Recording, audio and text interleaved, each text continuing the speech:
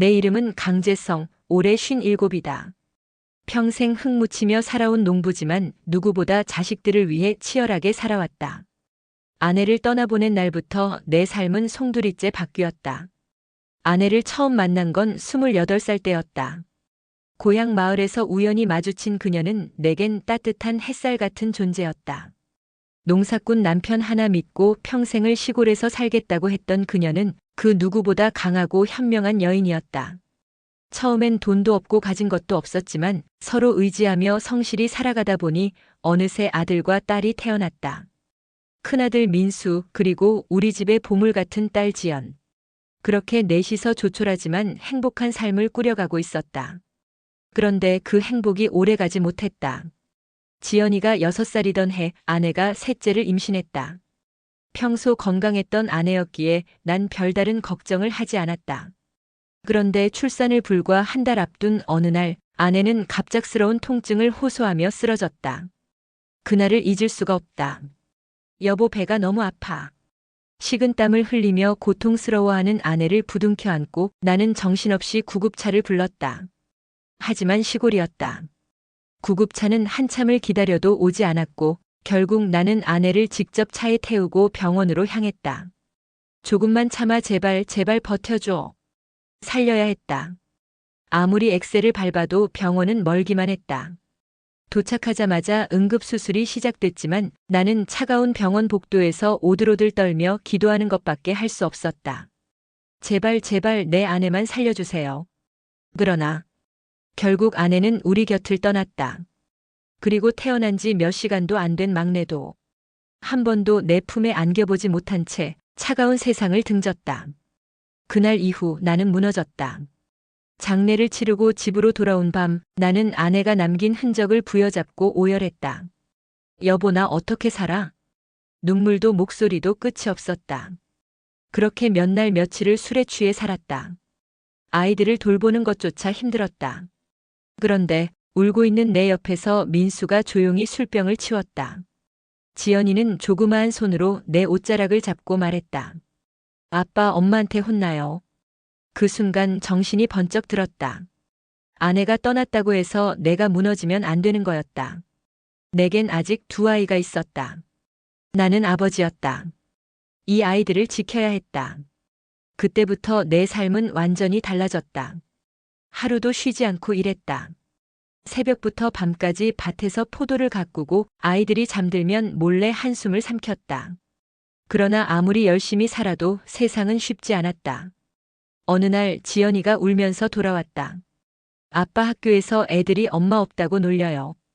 어린 딸이 눈물을 뚝뚝 흘리며 서 있는 모습을 보니 심장이 철렁 내려앉았다. 나는 지연이를 꼭 안아주며 말했다. 지연아, 너 엄마 없는 애 아니야. 엄마는 언제나 너 마음속에 있어.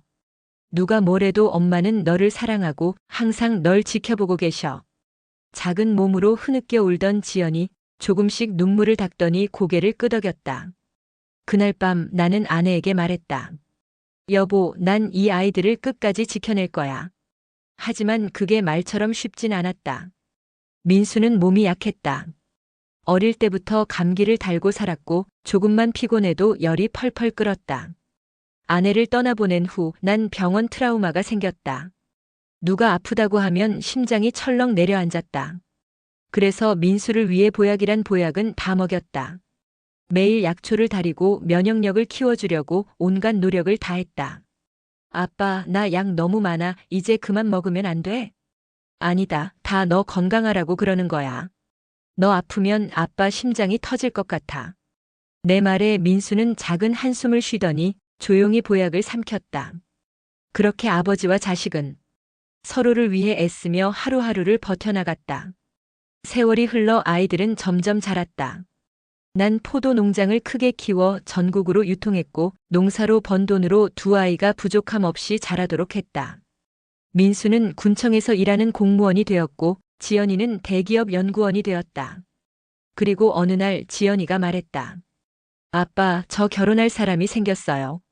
나는 그 말을 듣고 아내가 떠올랐다. 여보, 우리 딸이 이렇게 컸어. 너도 어디선가 보고 있겠지? 내 눈에는 그저 아직 어린 내 딸 같았지만 이제는 한 여자로서 자신의 삶을 개척해 나가는 모습이 자랑스럽기도 하고 한편으로는 뭉클하기도 했다. 그런데 난 몰랐다. 이 결혼이 우리 가족을 또 한 번 뒤흔들 거란 걸. 그때는 알지 못했다. 지연의 결혼이 우리 가족의 가장 큰 위기를 가져올 줄은, 그리고 내가 다시 한 번 아이를 지켜야 할 순간이 올 줄은. 내 딸 지연이가 결혼을 하겠다고 했을 때 기쁘면서도 한편으로는 마음 한구석이 불안했다. 지연이는 내게 단 한 명뿐인 보물 같은 아이였다. 어릴 때부터 똑 부러지고 자기 주장이 강했지만 마음 한쪽에는 늘 엄마의 빈자리를 품고 사는 아이였다. 나는 그런 딸이 행복하길 바랐다. 그리고 그녀가 선택한 남자 한도훈. 겉보기엔 훌륭한 청년이었다. 국내 명문대에서 박사 학위를 받고 대학 교수로 재직 중인 속된 말로 완벽한 신랑감이었다. 그러나 나는 알지 못했다. 이 결혼이 우리 가족을 뒤흔들 엄청난 사건으로 이어질 거라는 걸. 처음 지연이가 남자친구 이야기를 꺼낸 날이 생각난다. 아빠, 저 좋아하는 사람 있어요. 그녀의 목소리는 설렘과 망설임이 섞여 있었다. 나는 놀랐지만 담담한 척 물었다. 그래? 어떤 사람이길래 우리 딸이 이렇게 고민을 할까? 대학 교수예요. 박사 과정까지 마친 사람인데 참 성실하고 따뜻한 사람이에요. 그럼 만나봐야지. 언제 한번 같이 밥이나 먹자. 그렇게 말했지만 속으로는 걱정이 앞섰다. 내가 아내 없이 혼자 키운 딸, 이제 막 세상으로 나가려는 내 아이가 정말 좋은 사람을 만난 걸까? 그의 진심이 무엇인지 아버지로서 직접 확인해야만 했다. 며칠 후 도훈이라는 청년을 처음 만났다. 첫인상은 나쁘지 않았다. 단정한 정장 차림에 예의 바른 태도. 아버님 처음 뵙겠습니다. 한도훈입니다. 그의 태도는 흠잡을 데 없었다. 지연이를 향한 눈빛도 따뜻해 보였다. 그러나 내 오랜 농부의 직감이 어딘가 모르게 불편한 기분을 느꼈다. 그의 말투, 표정, 그리고 나를 바라보는 눈빛 속에 어딘가 묘한 거리감이 느껴졌다. 혹시 이 사람 우리 집안을 무시하는 건가?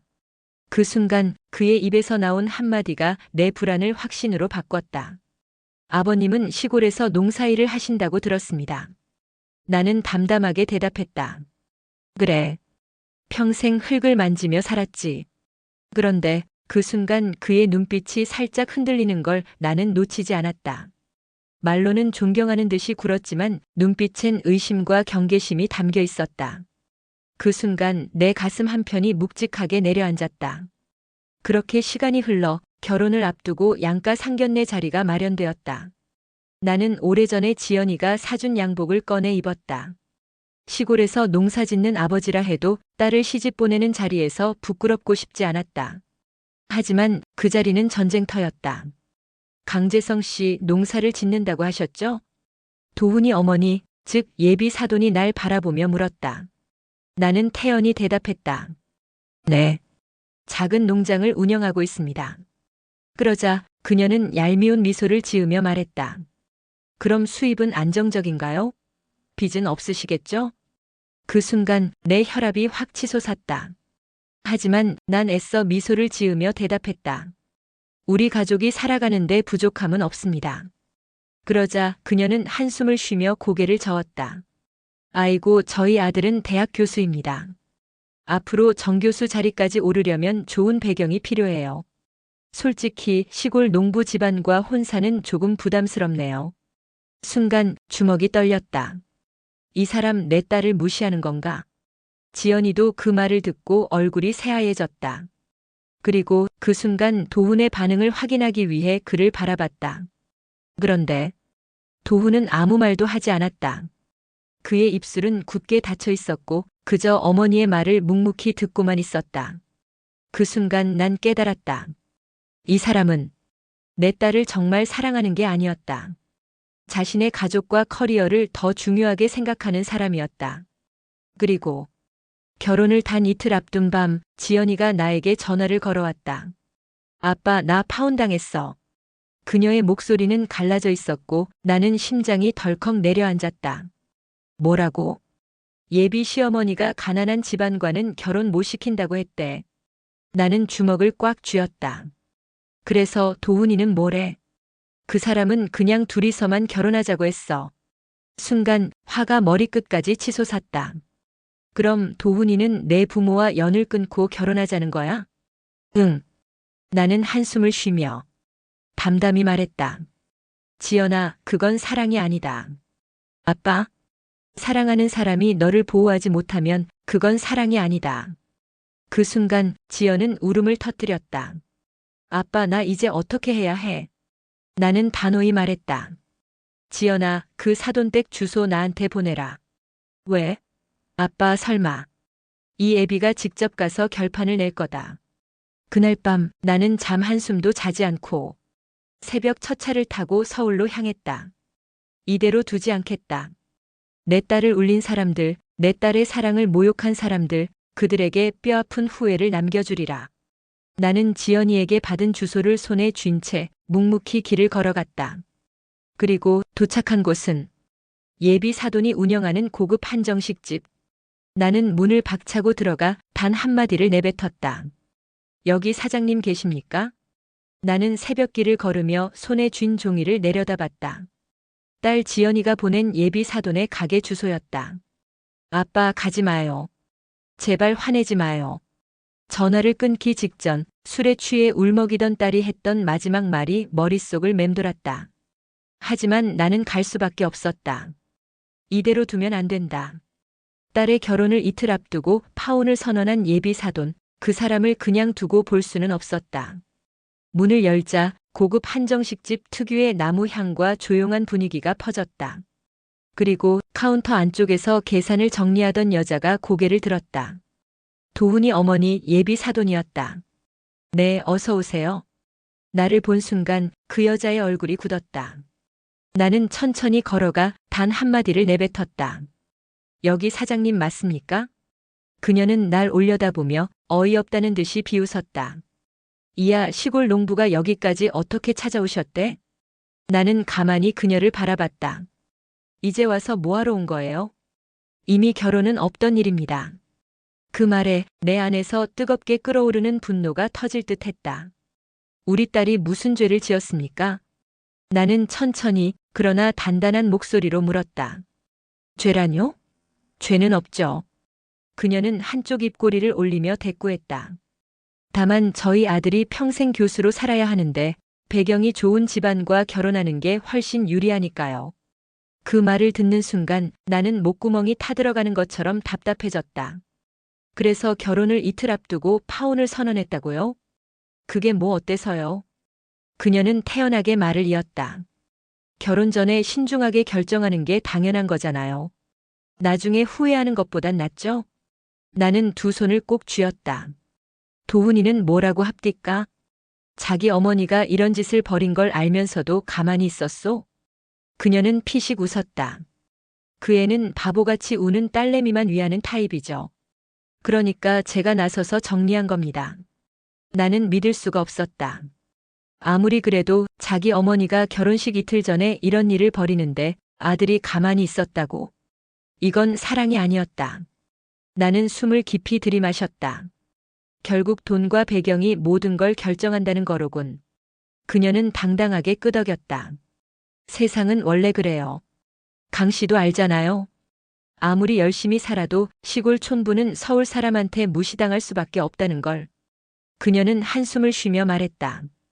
애초에 우리 아들과 어울리지 않는 집안이었어요. 늦게라도 깨달았으니 다행이죠. 나는 그녀를 똑바로 바라보며 천천히 입을 열었다. 내가 단순한 시골 촌부라고 생각하는 모양이군. 그녀는 비웃었다. 아니었어요? 나는 가볍게 웃으며 조용히 지갑에서 명함 한 장을 꺼냈다. 그리고 그녀 앞에 내밀었다. 그녀는 명함을 받아들고 처음엔 대수롭지 않게 읽다가 순간 얼굴이 하얗게 변했다. 명함에는 이렇게 적혀 있었다. 강재성 대표 전국 유통망을 보유한 농업법인 CEO. 이게 뭐죠? 그녀는 눈을 크게 뜨고 나를 바라봤다. 말 그대로요. 나는 차분히 말했다. 나는 단순한 시골 농부가 아닙니다. 전국 유통망을 가진 농업회사를 운영하고 있고 내가 관리하는 포도 농장은 대형마트와 백화점에 납품될 정도로 규모가 큽니다. 그녀는 믿을 수 없다는 얼굴로 명함을 쥔 손을 덜덜 떨었다. 그럼 지금까지 농사 짓는다는 말은 전부 사실이죠. 나는 담담히 말했다. 다만 당신이 무시할 만큼 하찮은 농사는 아니라는 것뿐입니다. 그녀는 아무 말도 하지 못했다. 그제야 자신이 얼마나 큰 실수를 했는지 깨달은 듯 했다. 나는 계속해서 말을 이었다. 당신은 내 딸을 배경 없는 여자라고 무시했지만 사실 내 딸은 결혼하지 않아도 평생 부족함 없이 살 수 있는 사람입니다. 그 순간 그녀의 얼굴이 새파랗게 질렸다. 그녀는 서둘러 태도를 바꿨다. 그럼 오해가 있었네요. 사실 지연 양은 참 훌륭한 아가씨인데. 나는 한숨을 쉬며 고개를 저었다. 이제 와서 말을 바꾼다고 달라지는 건 없습니다. 나는 단호히 말했다. 결혼은 없던 일이 될 겁니다. 그녀의 눈이 커졌다. 잠깐만요. 우리 아들이랑 다시 얘기해봐요. 저도 좀 성급했던 것 같아요. 사실 우리 아들은 지연 양을 정말 좋아해요. 나는 피식 웃었다. 그럼 처음부터 그러셨어야죠. 이미 제 딸은 당신이 한 짓 때문에 큰 상처를 받았습니다. 그녀는 손을 덜덜 떨며 입술을 깨물었다. 제발 우리 아들만큼은 살려주세요. 결혼을 다시 진행하면 안 될까요? 나는 천천히 자리에서 일어났다. 그리고 마지막으로 단 한마디만 남겼다. 당신 아들은 이제 나와 상관없는 사람입니다. 그 말을 남긴 채 나는 문을 열고 밖으로 걸어 나왔다. 찬 공기가 얼굴을 스쳤다. 그리고 그 순간 내 안에서 모든 감정이 차갑게 식어갔다. 가게 문을 열고 나왔을 때 찬 공기가 얼굴을 스쳤다. 나는 천천히 숨을 내쉬며 머릿속을 정리했다. 예비 사돈의 얼굴에 떠올랐던 당혹감과 후회, 그리고 손을 덜덜 떨며 내뱉었던 비굴한 변명들. 하지만 이미 늦었다. 나는 뒤도 돌아보지 않고 천천히 발걸음을 옮겼다. 이제 이 결혼은 끝이다. 버스 정류장에서 첫 차를 기다리고 있을 때였다. 갑자기 핸드폰이 울렸다. 화면을 보니 한도훈. 나는 한동안 화면을 내려다보다가 천천히 전화를 받았다. 아버님. 그의 목소리는 평소보다 한층 더 낮고 불안정했다. 저 정말 죄송합니다. 나는 말없이 가만히 있었다.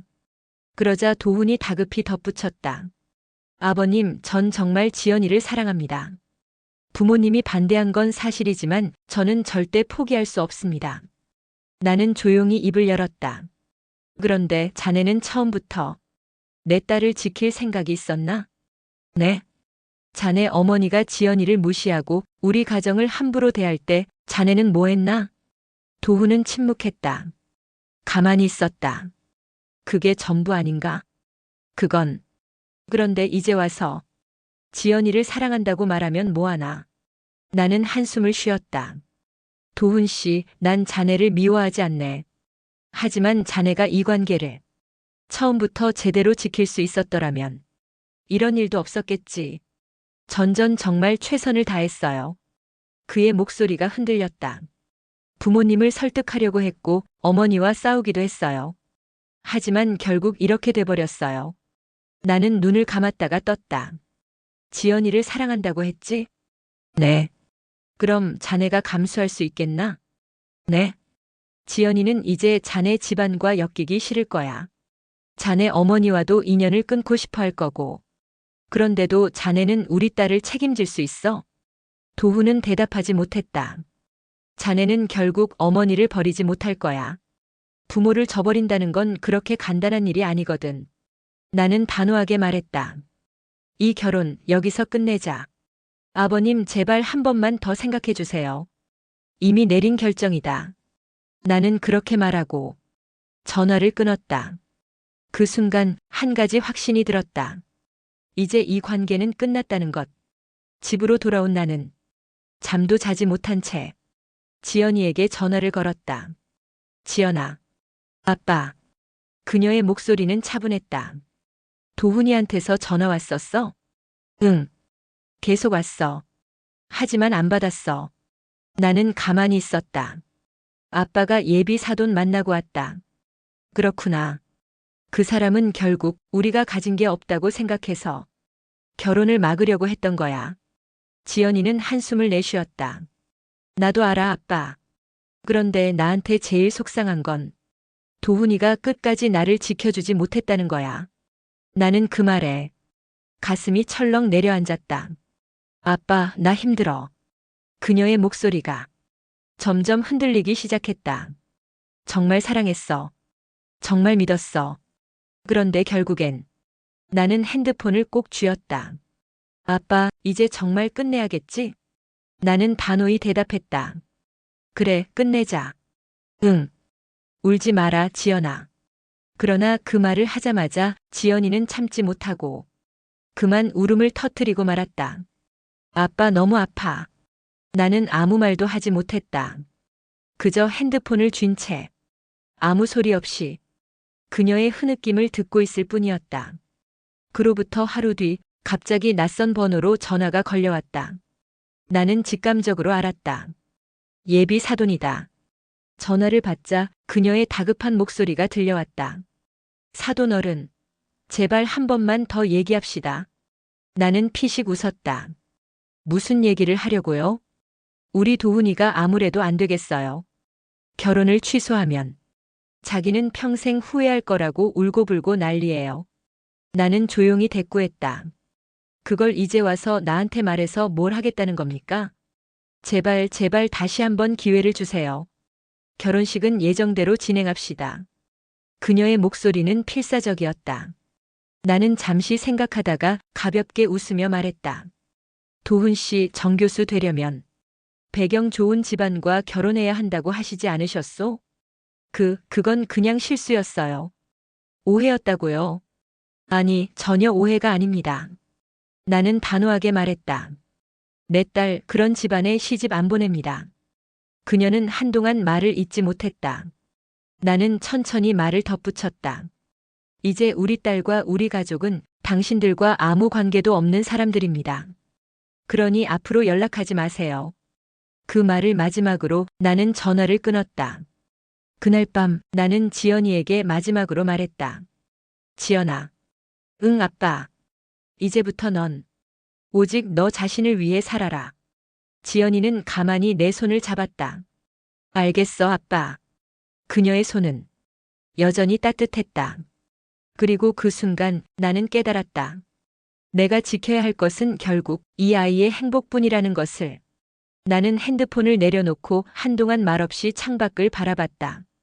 전화를 끊자마자 느껴지는 이상한 해방감. 마치 무거운 짐을 내려놓은 듯한 기분이었다. 이제 이 결혼은 끝났다. 하지만 아직 한 사람이 남아있었다. 예비 신랑 한도훈. 그 녀석은 과연 어떤 선택을 할까? 며칠이 지난 뒤 아무 연락도 없던 도훈에게서 전화가 걸려왔다. 화면을 보며 짧게 한숨을 내쉰 뒤 나는 전화를 받았다. 아버님. 그의 목소리는 평소보다 한층 더 낮았다. 저 마지막으로 한 번만 만나 뵙고 싶습니다. 나는 짧게 대답했다. 만나서 무슨 얘기를 하려고? 제 진심을 말씀드리고 싶습니다. 나는 한동안 침묵했다가 천천히 입을 열었다. 좋다. 한번 만나보자. 우리는 작은 카페에서 마주 앉았다. 도훈은 초췌한 얼굴로 앉아 있었다. 며칠 동안 제대로 자지도 먹지도 않은 사람처럼 보였다. 나는 커피를 한 모금 마시며 그를 바라봤다. 할 말이 뭐냐? 도훈은 한참을 머뭇거리더니 조용히 입을 열었다. 전 정말 지연이를 사랑합니다. 나는 아무 말 없이 그를 바라봤다. 어머니의 반대가 없었더라면 전 지연이와 행복하게 결혼했을 겁니다. 그럼 내 어머니 때문에 이 결혼이 깨졌다는 건가?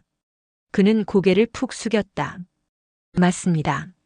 하지만 도훈 씨, 넌 처음부터 지연이를 지켜주지 못했어. 나는 차분한 목소리로 말했다.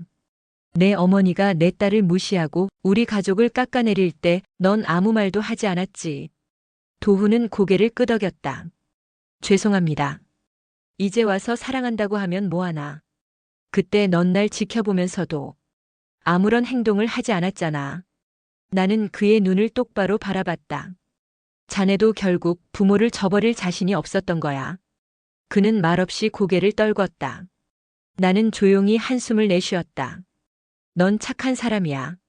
하지만 착한 것만으로는 사랑하는 사람을 지킬 수 없어. 도훈은 입술을 꼭 깨물었다. 전 지연이 없이는 못 살 것 같습니다. 나는 피식 웃으며 고개를 저었다. 아니, 자넨 살 수 있어. 시간이 지나면 결국 자네도 새로운 길을 찾아갈 거야. 그는 아무 말도 하지 못했다. 나는 조용히 마지막 말을 덧붙였다. 지연이를 위해서라도 이제 그만 놓아줘라. 그 말에 그의 어깨가 천천히 내려앉았다. 그는 손을 꼭 쥐고 조용히 고개를 끄덕였다. 그렇게 그와의 마지막 만남이 끝났다. 그로부터 며칠 후 지연이가 조심스럽게 말했다. 아빠, 도훈이가 미국으로 떠난대. 나는 눈을 감았다가 떴다. 그래. 학교도 그만두고 모든 걸 정리하고 간다고 해. 나는 고개를 끄덕였다. 그 녀석한테는 그게 최선이겠지. 지연이는 씁쓸한 표정을 지었다. 아빠는 속이 후련해? 나는 잠시 생각하다가 조용히 대답했다. 아니, 그냥 안타까울 뿐이다. 지연이는 가만히 내 손을 잡았다. 나 정말 이 선택이 맞는 걸까? 나는 그녀의 손을 꼭 잡아주며 말했다. 맞다. 내가 눈물 흘리는 결혼이라면 애초에 시작하지 않는 게 맞아. 지연이는 천천히 고개를 끄덕였다. 그럼 이제 우리 정말 끝난 거네. 나는 조용히 그녀를 바라보며 마지막으로 덧붙였다. 그래. 이제 우리 앞만 보고 가자. 지연이는 깊은 숨을 들이마시고 천천히 내뱉었다. 그녀의 얼굴에는 이제야 진짜로 끝났다는 표정이 떠올랐다. 며칠 후 내게 다시 전화가 걸려왔다. 이번엔 예비 사돈이었다. 나는 전화를 받지 않았다. 그러자 지연이에게도 전화가 갔다고 했다. 아빠, 도훈이 어머니가 나한테까지 전화했어. 뭐라고 하던? 아들이 자기를 버리고 떠났다면서 우리한테 어떻게든 도훈이를 잡아달라고 했어. 나는 피식 웃었다. 이제 와서 무슨 소용이냐고 해라. 지연이는 조용히 고개를 끄덕였다. 그녀도 이제 완전히 미련을 내려놓은 듯 했다. 그렇게 모든 것이 끝난 뒤 우리 가족은 평소처럼 하루하루를 살아갔다. 나는 다시 농사일에 집중했고 지연이는 회사에서 더욱 열심히 일하기 시작했다. 그러던 어느 날 지연이가 내게 말을 꺼냈다. 아빠, 나 혼자 살아도 괜찮을 것 같아.